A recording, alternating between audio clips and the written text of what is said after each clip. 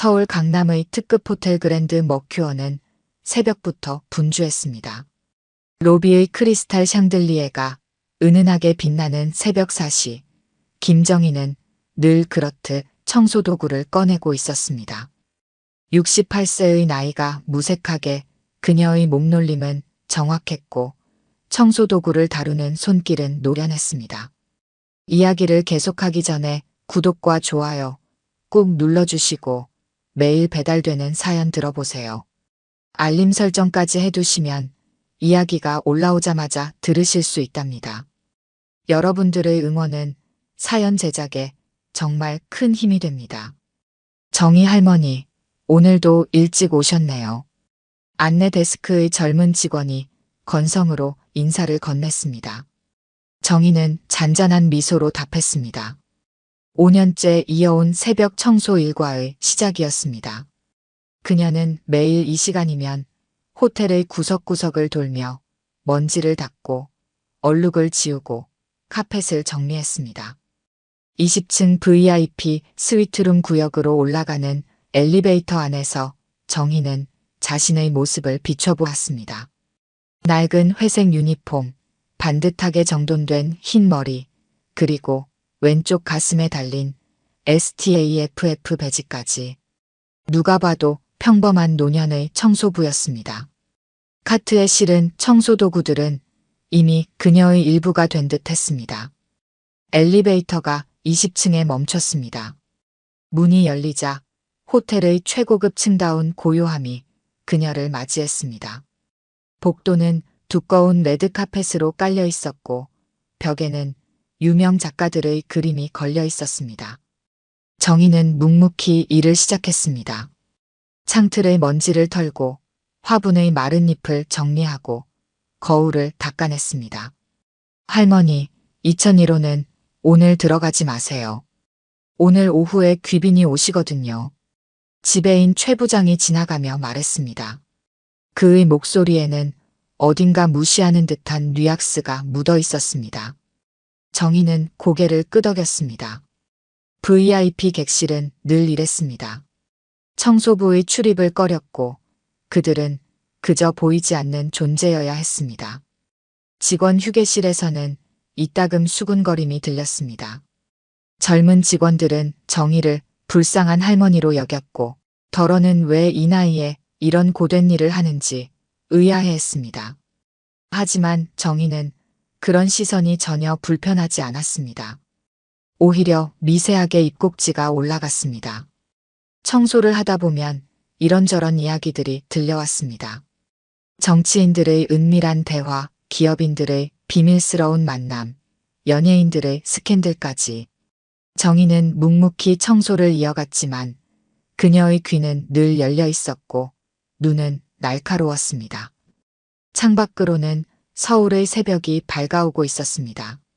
높은 빌딩들 사이로 비치는 햇살이 유리창에 반사되어 반짝였습니다. 정희는 잠시 걸레질을 멈추고 창 너머를 바라보았습니다. 저 멀리 강남 한복판의 어느 고층 펜트하우스가 희미하게 보였습니다. 정희의 청소 방식은 조금 독특했습니다. 유리는 위에서 아래로 2번, 바닥은 안쪽에서 바깥쪽으로 3번, 거울은 모서리부터 안쪽으로. 마치 오래전부터 정해진 규칙이 있는 것처럼 보였습니다. 그녀가 지나간 자리는 언제나 깨끗했고 반짝거렸고 질서정연했습니다. 호텔이 본격적으로 움직이기 시작하는 아침 8시, 정희는 벌써 3개 층의 청소를 마친 후였습니다. 로비로 내려가는 길에 그녀는 호텔 소유주의 사진이 걸린 벽 앞에서 잠시 멈췄습니다. CEO 김정웅이라고 쓰인 동판 앞에서 걸레질을 하며 그녀는 작은 미소를 지었습니다. 그리고는 다시 평소의 무표정한 얼굴로 돌아가 묵묵히 청소를 이어갔습니다. 오래된 은행원이 거래 내역을 꿰고 있듯 정희는 호텔의 모든 일상을 파악하고 있었습니다. 누가 언제 어느 방에 머무는지, 어떤 손님이 어떤 취향을 가졌는지, 심지어 직원들의 작은 실수까지도 그녀는 모두 알고 있었습니다. 하지만 그저 조용히 청소만 할 뿐이었습니다. 오후가 되자 정희는 허리를 굽혀 신발끈을 고쳐 매었습니다. 퇴근길, 그녀는 직원 식당에서 얻어온 김치를 비닐봉지에 담아 들고 있었습니다. 보안 요원이 가볍게 목례를 했고 정희는 힘없이 손을 들어 인사를 했습니다. 누가 봐도 평범한 나이든 청소부 할머니의 퇴근길이었습니다. 호텔 직원들 사이에 술렁임이 퍼졌습니다. 대형그룹 김준호 회장이 오늘 저녁 투숙한다는 소식이었습니다. 재계 서열 3위의 재벌 총수가 호텔에 묵는다는 것만으로도 대단한 일이었지만 이번에는 더 특별한 이유가 있었습니다. 내일이면 그룹의 새로운 50년이 시작된다는 발표가 있을 예정이었기 때문입니다. 정희는 20층 복도를 청소하며 직원들의 이야기에 귀를 기울였습니다. 장남 김태성 부회장은 10년 전부터 그룹 경영을 맡아왔다고 했습니다. 냉철한 판단력으로 회사를 이끌어 실적은 매년 갱신되었고 해외 진출도 성공적이었다고 했습니다. 직원들은 그를 얼음 왕자라고 부른다고 했습니다. 오후 6시 호텔 정문으로 검은색 리무진이 들어섰습니다. 정희는 로비 구석에서 화분을 정리하며 상황을 지켜보았습니다. 먼저 비서진과 임원들이 내렸고 이어서 김태성이 나왔습니다. 마지막으로 김준호 회장이 천천히 차에서 내렸습니다. 80세의 노 회장은 지팡이에 의지한 채 걸었습니다. 하지만 그의 눈빛만큼은 또렷했습니다. 정희는 문득 그의 눈에서 담담한 결의가 깃든 것을 발견했습니다. 이상한 일이었습니다. 내일이면 아들에게 경영권을 물려준다는 사람의 표정이라고 하기엔 너무나 단단해 보였습니다. 우리 태성이가 이제 책임질 때가 됐지. 하지만 회사는 한 사람의 것이 아니야. 김 회장의 말이 로비에 울렸습니다. 태성의 얼굴이 순간 굳었습니다. 정희는 그 순간을 놓치지 않았습니다.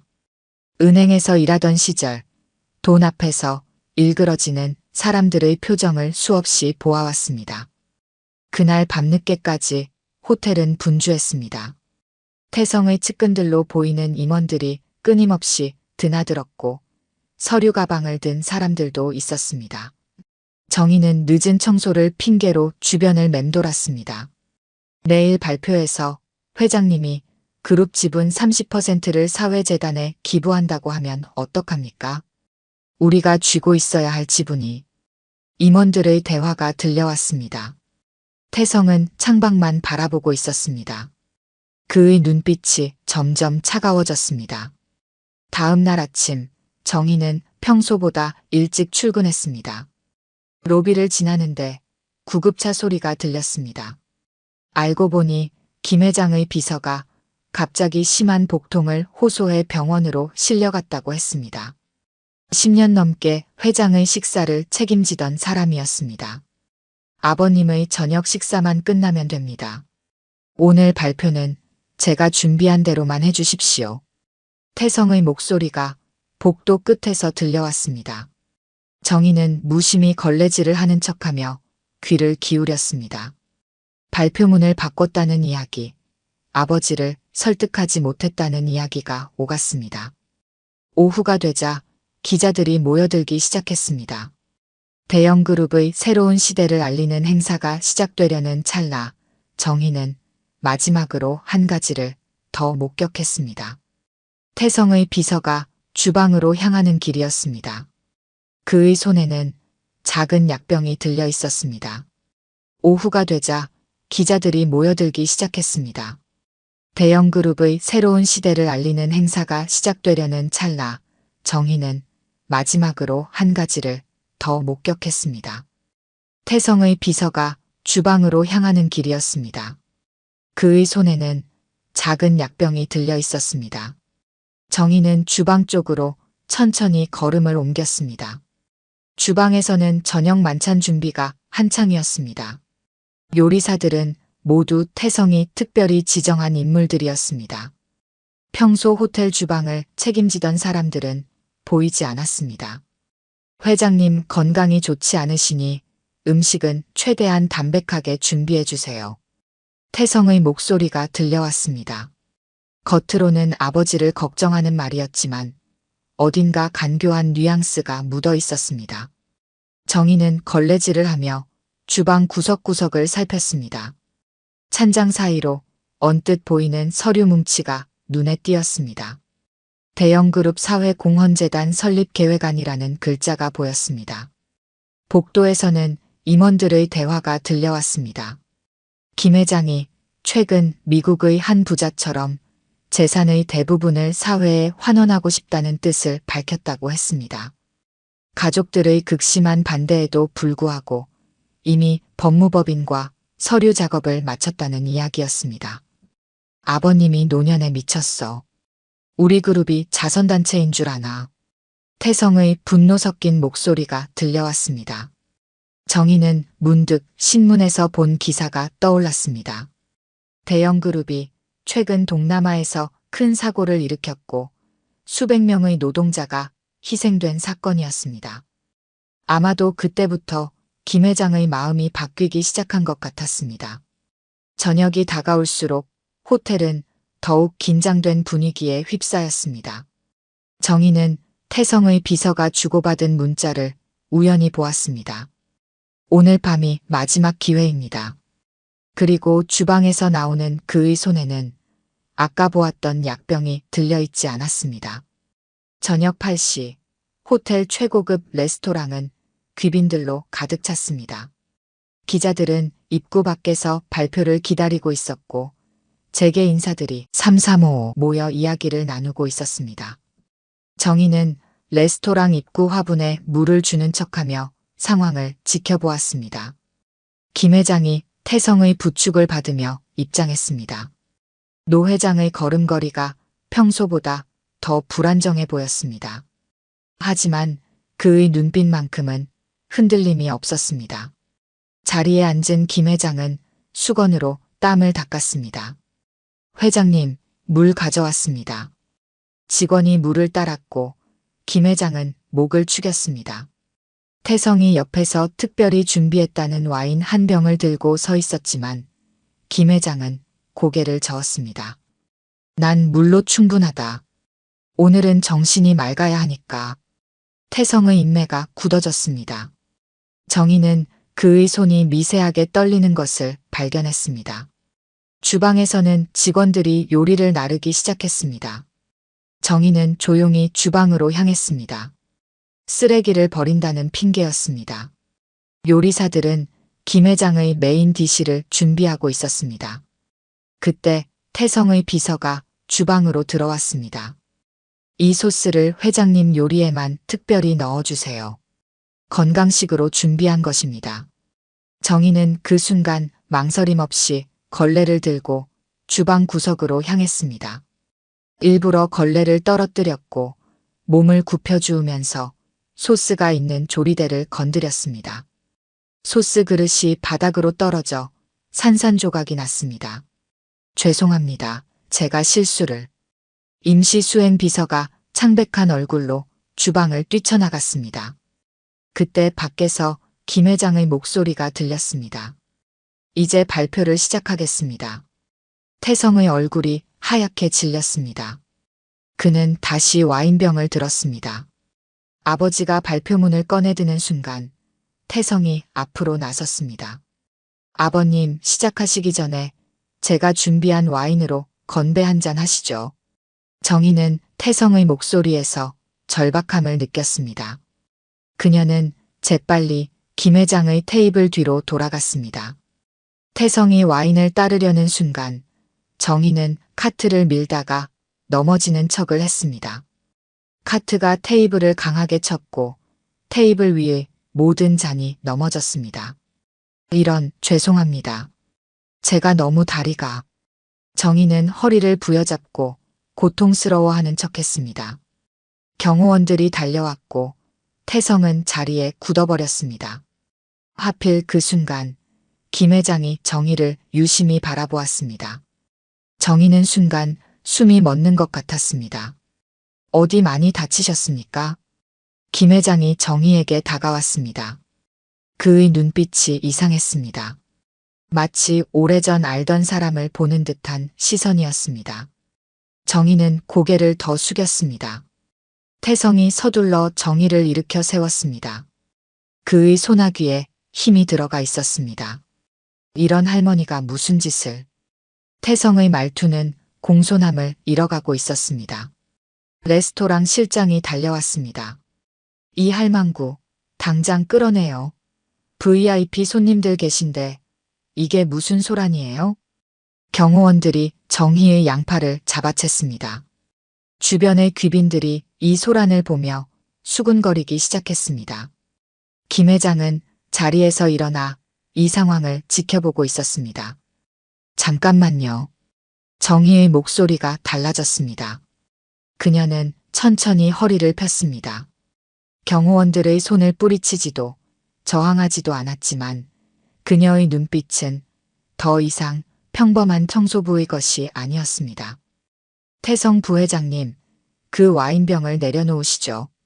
모두의 시선이 태성의 손에 들린 와인병으로 향했습니다. 김 회장이 한 걸음 앞으로 나왔습니다. 태성은 와인병을 더욱 세게 움켜쥐었습니다. 아니, 당신은. 김 회장의 목소리가 떨렸습니다. 오랜만입니다, 준호 씨. 정희가 김 회장을 바라보았습니다. 20년 만이네요. 실장의 얼굴이 창백해졌습니다. 경호원들의 손에서 힘이 빠졌습니다. 이제 모두가 알아보기 시작했습니다. 20년 전 김 회장과 함께 이 호텔을 시작으로 거대 그룹을 일군 전설적인 경영자를, 남들이 불가능하다고 말할 때 김 회장의 가장 든든한 파트너로서 호텔 사업을 성공시키고 그룹의 기틀을 다진 정의였습니다. 가난한 집안에서 타자수로 시작해 한국 최초의 여성 공동대표가 되기까지 그녀의 이야기는 수많은 여성들의 롤모델이었습니다. 하지만 그룹이 재계 10위권으로 성장한 절정의 순간 그녀는 홀연히 모든 것을 내려놓고 사라졌습니다. 그리고 지금 청소부 유니폼을 입은 채 그 자리에 서 있는 정희를 아무도 움직이지 못했습니다. 정희 사장님? 실장은 그 자리에서 쓰러질 것 같은 표정이었습니다. 방금 전까지 할망구라고 불렀던 사람이 자신의 월급을 좌우할 수 있는 위치에 있었다는 사실이 믿기지 않는 듯 했습니다. 태성의 얼굴이 하얗게 질렸습니다. 그의 손에서 와인병이 떨어졌지만 아무도 그 소리에 놀라지 않았습니다. 모든 이목은 정희에게 쏠려 있었습니다. 정희 사장, 그동안 어디에? 김 회장의 눈에 눈물이 고였습니다. 그저 지켜보고 싶었습니다. 당신이 어떤 선택을 하는지. 김 회장은 자신의 발표문을 내려다보았습니다. 재단 설립에 관한 내용이 적혀 있었습니다. 정희는 그것을 보며 작게 미소 지었습니다. 역시 준호 씨답네요. 이제야 제가 그때 왜 그런 선택을 했는지 이해하시겠죠?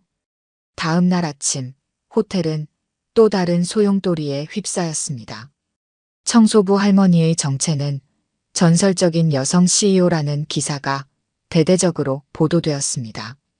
정희가 청소하던 호텔은 그녀가 20년 전 직접 설립한 호텔이었다는 사실이 밝혀졌습니다. 20년 전 정희는 국내 최초의 여성 그룹 회장이었습니다. 가난한 집안에서 태어나 타자치는 일부터 시작해 호텔 하나를 일으켜 세웠고 그것이 거대 그룹의 시작이었습니다. 언론은 그녀를 한국의 신데렐라라고 불렀습니다. 하지만 성공의 절정에서 정희는 홀연히 사라졌습니다. 모든 지분을 사회에 기부하고 그룹의 경영권을 동업자였던 김 회장에게 넘겼습니다. 당시 재계는 충격에 빠졌고 많은 추측이 있었습니다. 누군가는 숨겨진 비리가 있을 거라 했고 또 누군가는 건강상의 이유라고 했습니다. 하지만 진실은 달랐습니다. 정희는 그룹이 커질수록 본질에서 멀어지는 것을 보았습니다. 노동자들의 눈물, 하청업체의 한숨, 그리고 점점 차가워지는 자신의 마음까지. 어느 날 그녀는 깨달았습니다. 이것이 자신이 꿈꾸던 성공이 아니라는 것을. 정희는 평소처럼 새벽 4시에 출근했습니다. 하지만 이제는 모든 것이 달라져 있었습니다. 직원들은 그녀를 보자마자 허리를 90도로 굽혔고 실장은 얼굴이 하얗게 질린 채 사과를 늘어놓았습니다. 괜찮습니다. 정희는 평소와 다름없이 청소 도구를 꺼냈습니다. 이게 제 일이니까요. 김 회장이 병원에서 태성의 자백을 받았습니다. 와인에 독을 탈 계획이었다는 사실도, 그동안 숨겨왔던 비자금 문제도 모두 밝혀졌습니다. 아들은 구속되었고 김 회장의 재단 설립은 예정대로 진행되었습니다. 일주일 후 김 회장이 정희를 찾아왔습니다. 그는 병원 복도 끝에서 청소를 하고 있는 정희를 발견했습니다. 여전히 청소부 유니폼을 입은 그녀의 뒷모습은 20년 전과 다르지 않았습니다. 당신을 이해할 수 없었습니다. 김 회장이 말을 꺼냈습니다. 그 많은 것을 한순간에 내려놓고 사라지다니. 당신이 미쳤다고 생각했습니다. 정희는 묵묵히 걸레질을 이어갔습니다. IMF가 오고 직원들을 내보내야 할 때 당신의 선택이 옳았다는 걸 조금은 알 것 같았습니다. 하지만 여전히 이해할 수 없었죠. 이제는 이해하시나요? 정희가 고개를 들었습니다. 네. 태성이를 보면서 돈과 권력이 우리를 어떻게 만드는지 뼈저리게 깨달았습니다. 김 회장의 눈에 눈물이 고였습니다. 한때 그도 정희처럼 순수한 꿈이 있었습니다. 더 나은 세상을 만들겠다는, 모두가 행복한 회사를 만들겠다는 그 꿈이 언제부터 흐려졌는지 기억조차 나지 않았습니다. 돌아오시겠습니까? 그룹으로. 아니면 최소한 이 호텔이라도. 정희는 고개를 저었습니다. 여기가 제 자리입니다. 청소를 하면서 전 많은 것을 배웠습니다. 매일 아침 제가 청소한 자리가 반짝반짝 빛날 때, 그때 저는 제가 꿈꾸던 행복을 느낍니다. 그녀는 잠시 말을 멈추었다가 이어갔습니다. 이곳에서 저는 매일 새로운 세상을 봅니다.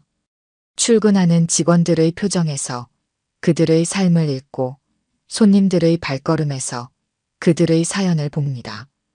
청소 부위기에 보이는 것들이죠. 그리고 가끔은 오늘처럼 누군가를 도울 수도 있습니다. 김 회장은 이해할 수 있었습니다. 정희는 이미 오래전에 깨달았던 것입니다. 진정한 성공이 무엇인지, 진정한 행복이 무엇인지를. 그 후 정희는 여전히 매일 아침 4시에 청소를 시작했습니다. 호텔의 소유주라는 사실이 알려졌지만 그녀는 단 하나도 바꾸지 않았습니다. 다만 이제는 직원들이 그녀를 다르게 바라보게 되었습니다. 청소부들은 더 이상 외면받는 존재가 아니었습니다. 그들의 일이 존중받기 시작했고 호텔의 분위기도 조금씩 달라졌습니다. 정희는 그것으로 충분했습니다. 어느 날 한 젊은 청소부가 정희에게 물었습니다. 할머니, 왜 이 일을 계속하세요? 이제 다들 알잖아요, 할머니가 누군지. 정희는 빙그레 웃었습니다. 난 지금 여기가 좋단다. 여긴 내가 있어야 할 자리야. 그녀의 말대로였습니다. 청소도구를 들고 호텔의 구석구석을 닦는 그 모습이야말로 화려한 사무실에 앉아있던 그때보다 더욱 당당해 보였으니까요. 그것이 진정한 영웅의 모습이었습니다. 오늘 들려드린 이야기가 여러분의 마음에 작은 울림이 되었기를 바랍니다. 아까 깜빡하신 분들이 계셨다면 좋아요와 구독 부탁드려요. 다음 사연을 들려드리는데 큰 힘이 된답니다. 그리고 여러분의 이야기도 댓글로 들려주세요. 다음 이야기 때 또 뵙겠습니다. 안녕하세요. 저는 41살 박희래입니다. 경기도 성남시 중원구 주민센터에서 복지행정 직원으로 일하고 있죠. 제 인생에는 큰 미스터리가 있었습니다. 바로 33년 전 8살 때 홀연히 사라진 어머니에 대한 것이었죠. 이야기를 계속하기 전에 구독과 좋아요 꾹 눌러주시고 매일 배달되는 사연 들어보세요. 알림 설정까지 해두시면 이야기가 올라오자마자 들으실 수 있답니다. 여러분들의 응원은 사연 제작에 정말 큰 힘이 됩니다. 그럼 다시 이어가 보겠습니다. 매서운 바람이 몰아치던 2023년 12월의 어느 날이었습니다. 퇴근 1시간 전, 저는 새로 들어온 독거노인 가구 실태조사 서류를 정리하고 있었죠. 창밖으로는 눈발이 흩날리기 시작했고 거리의 가로등이 하나 둘 켜지고 있었습니다. 희래 씨, 뒤에서 동료인 김미영 주임이 급하게 부르는 소리가 들렸습니다. 은행동 쪽 반지하에 사시는 분이 계신데 며칠째 안 보이신다고 이웃분들이 신고하셨어요.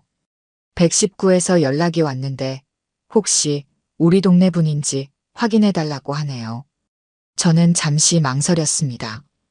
평소 같았으면 당직자에게 맡겼을 텐데 그날따라 가슴 한켠이 묵직하게 느껴졌죠.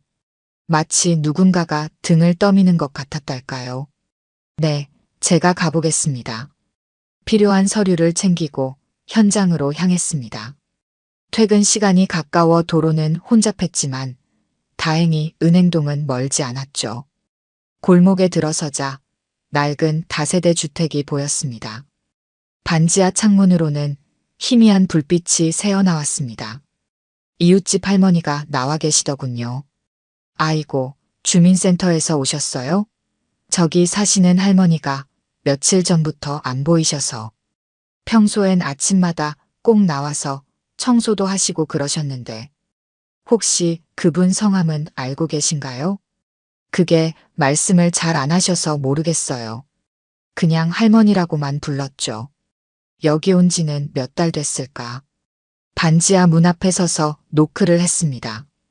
대답이 없었지만 안에서 희미한 기척이 들렸습니다. 어르신, 주민센터에서 나왔습니다. 괜찮으신가요? 잠시 후 작은 소리가 들렸습니다. 들어오세요. 문을 열자 퀴퀴한 냄새가 코를 찔렀습니다. 좁은 방 안은 어둑했고 구석에 놓인 전기장판 위에 할머니가 앉아 계셨습니다. 야위고 수척한 모습이었죠. 어르신, 많이 편찮으신가 봐요. 일단 체온부터 재보시죠. 휴대용 체온계로 열을 재보니 37.8도가 나왔습니다. 방 안은 전기장판 하나로 간신히 온기를 유지하고 있었죠. 낡은 이불 몇 장과 작은 식탁, 그리고 구석에 쌓인 박스들이 전부였습니다. 식사는 거르시지 않고 하셨나요? 할머니는 고개만 가로저으셨습니다. 창백한 얼굴에 생기라고는 없었죠. 다행히 의식은 또렷해 보였지만 전반적인 상태가 좋지 않았습니다. 어르신 성함이 어떻게 되시죠? 혹시 신분증이나 우편물이라도 없으세요? 말을 채 잇기도 전에 할머니가 고개를 저으셨습니다. 이런 경우가 종종 있었죠. 이유야 어찌됐든 신분을 숨기고 사시는 분들이 꽤 있었으니까요. 일단 응급실에 모셔야겠어요.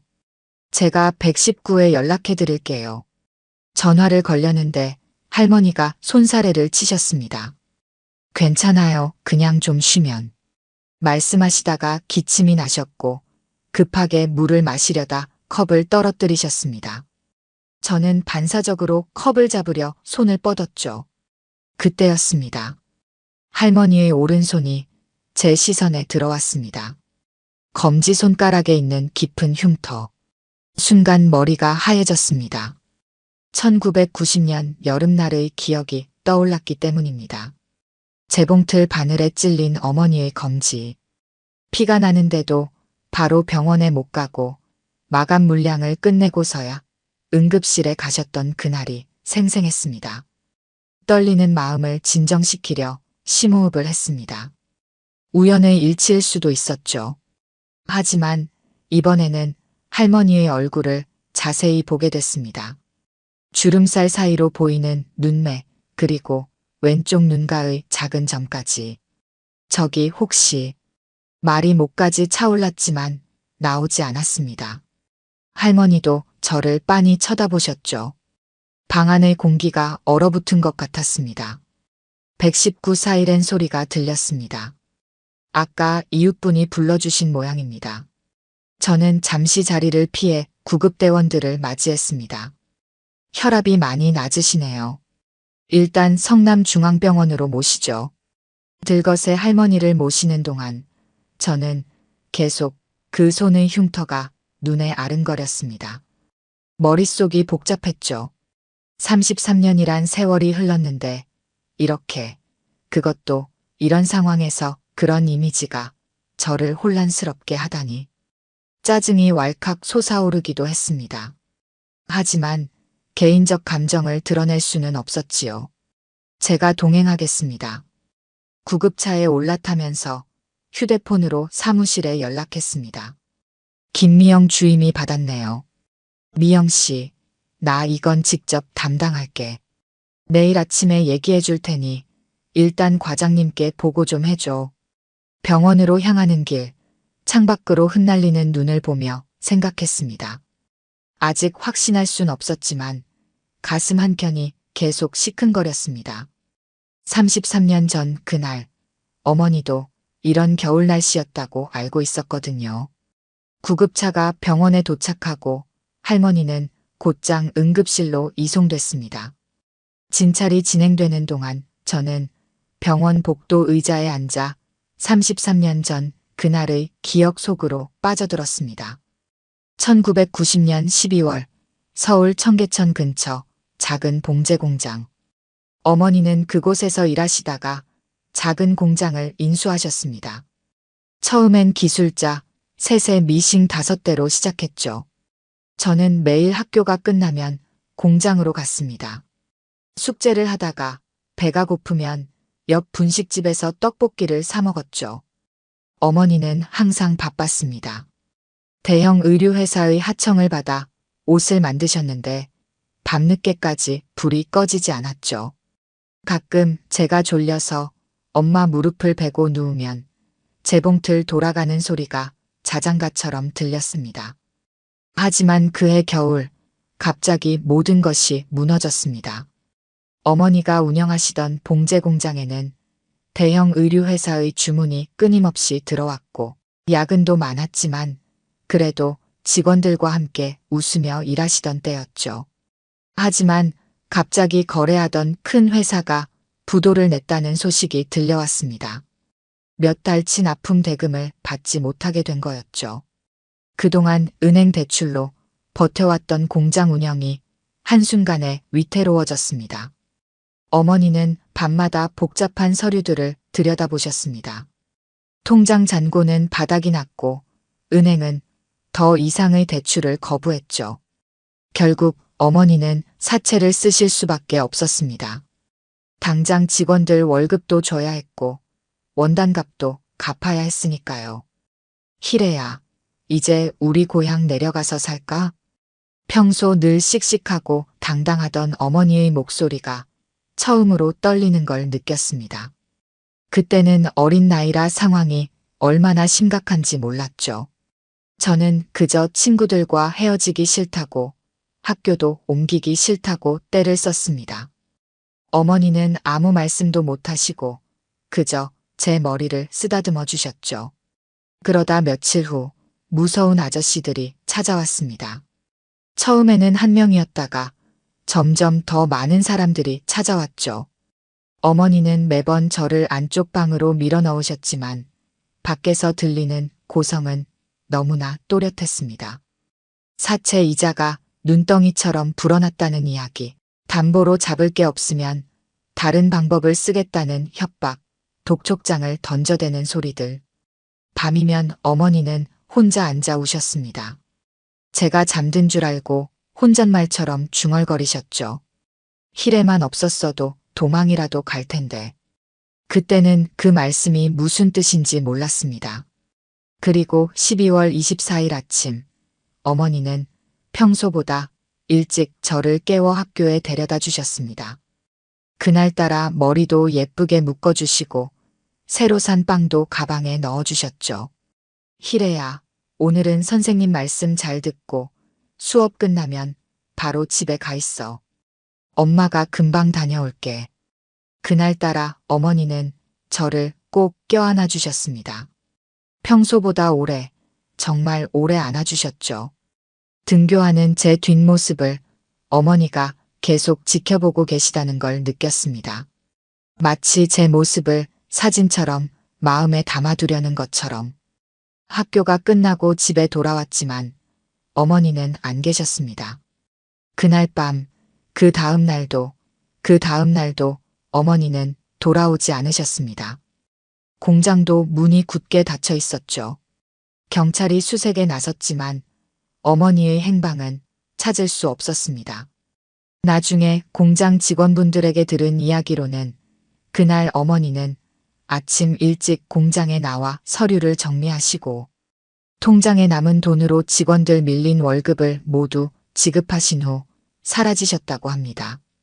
마지막으로 남기신 말씀은 우리 희래, 잘 부탁드립니다 였다고 하더군요. 당장 갈 곳이 없었던 저는 고모네 집에서 지내게 됐습니다. 하지만 고모도 형편이 어려우셨고 결국 몇 달 후 저는 고아원으로 가게 됐습니다. 차가운 겨울이 지나고 봄이 왔지만 여름이 가고 가을이 와도 다시 겨울이 되어도 어머니는 돌아오지 않으셨습니다. 하지만 정말 이상한 일이 있었습니다. 매년 제 생일마다 어디선가 작은 선물이 도착했거든요. 보낸 사람의 이름도 없고 주소도 없었지만 그 선물들은 늘 제가 간절히 원하던 것들이었습니다. 중학교 입학할 때 문구점 앞에서 한참 구경했던 만년필, 고등학교 때 친구들과 이야기하다 언급했던 참고서, 대학 입학할 때 버스 정류장에서 발을 동동 구르며 추워했을 때 필요했던 겨울 코트까지 누군가 제 곁에서 늘 지켜보고 계시다는 걸 알 수 있었습니다. 하지만 그게 어머니라고는 감히 생각할 수 없었죠. 그저 먼 곳에서라도 저를 걱정해 주시는 분이 있다는 것만으로도 감사했습니다. 하지만 찾을 수가 없었습니다. 이렇게 만나게 될 때까지는 혈압이 많이 낮고 영양실조 상태입니다. 당분간 입원 치료가 필요할 것 같네요. 담당 의사의 설명을 들으며 저는 고개를 끄덕였습니다. 병실로 이동하는 동안 할머니는 계속 제 얼굴을 훔쳐보셨고 저 역시 그 눈빛을 피하지 않았습니다. 서로 알고 있었지만 아무도 먼저 입을 열지 못했죠. 밤 10시가 넘어서야 할머니는 링거를 맞으며 잠이 드셨습니다. 저는 병실 의자에 앉아 할머니의 마른 손을 바라봤습니다.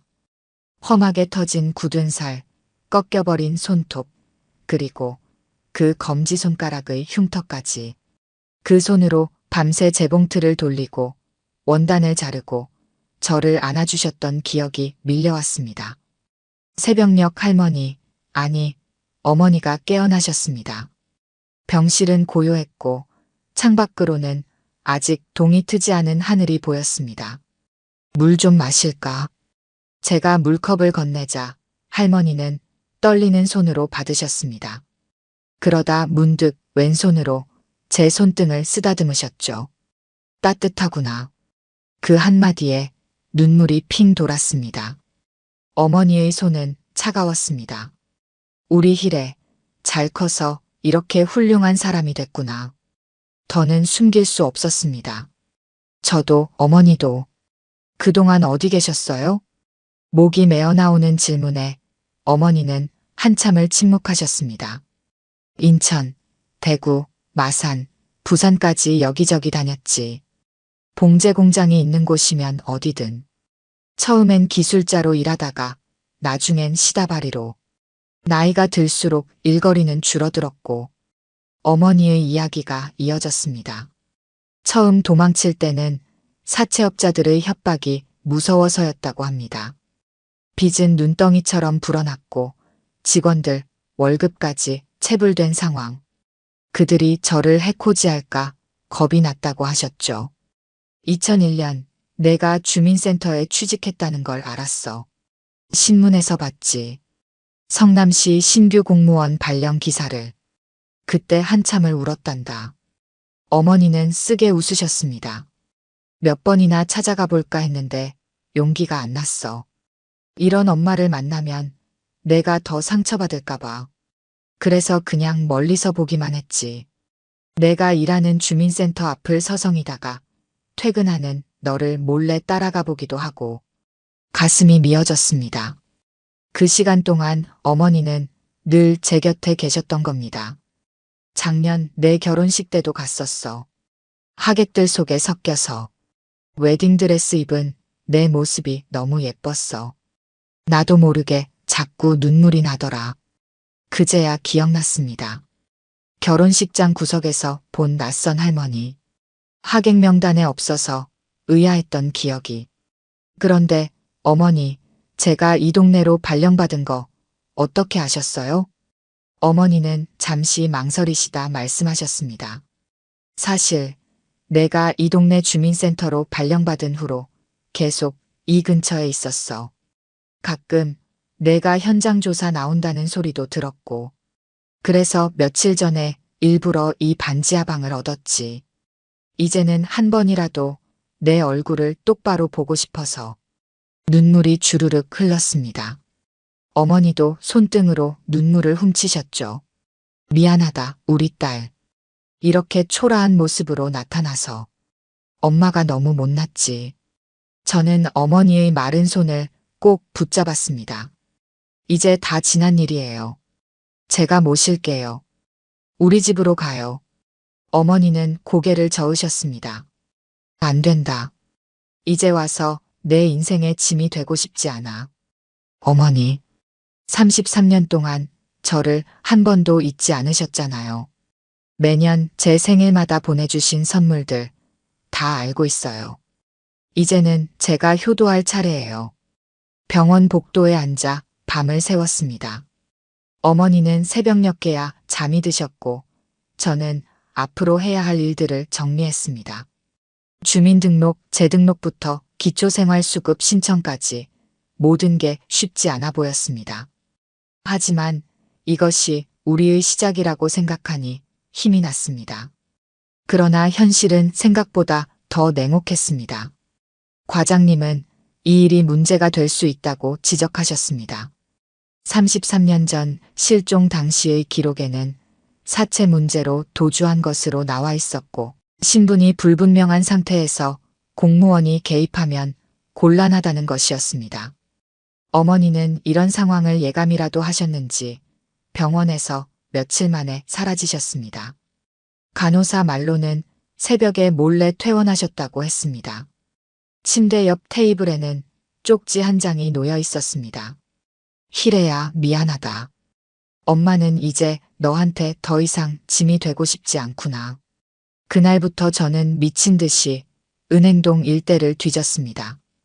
반지하 방은 이미 비어 있었고 이웃들은 어머니를 본 적이 없다고 했습니다. 마치 33년 전처럼 어머니는 흔적도 없이 사라지셨습니다. 일주일이 지났습니다. 과장님은 제게 휴가를 쓰라고 하셨지만 저는 매일 출근했습니다. 어쩌면 어머니가 다시 이곳을 찾아오실지도 모른다는 생각 때문이었습니다. 그러던 어느 날 아침 청소하시는 아주머니가 주민센터 뒷골목 벤치에서 한 할머니를 보셨다고 했습니다. 재봉틀 바늘에 찔린 듯한 흉터가 있는 손가락이 인상적이었다고. 저는 즉시 그곳으로 달려갔습니다. 벤치에는 아무도 없었지만 그 아래에 낡은 지갑 하나가 놓여 있었습니다. 33년이 넘은 듯한 그 지갑 안에는 제 어린 시절 사진들이 가득했습니다. 유치원 소풍날 찍은 사진, 학예회 때의 사진, 그리고 어머니가 사라지시기 직전에 찍은 사진까지. 사진들은 모두 구겨지고 바랜 상태였지만 귀퉁이가 반듯하게 접혀 있었습니다. 자주 꺼내보셨던 걸까요? 지갑 안에는 쪽지도 한 장 들어 있었습니다. 이제는 너무 늙어버려서 내 엄마 노릇을 할 자격이 없는 것 같구나. 하지만 이 사진들은 갖고 있을 자격이 없어서 돌려준다. 잘 살아라, 우리 딸. 그 순간 저는 깨달았습니다. 어머니는 여전히 이곳을 떠나지 못하고 계시다는 걸. 제가 일하는 이 동네 어딘가에 저를 지켜보고 계시리란 걸.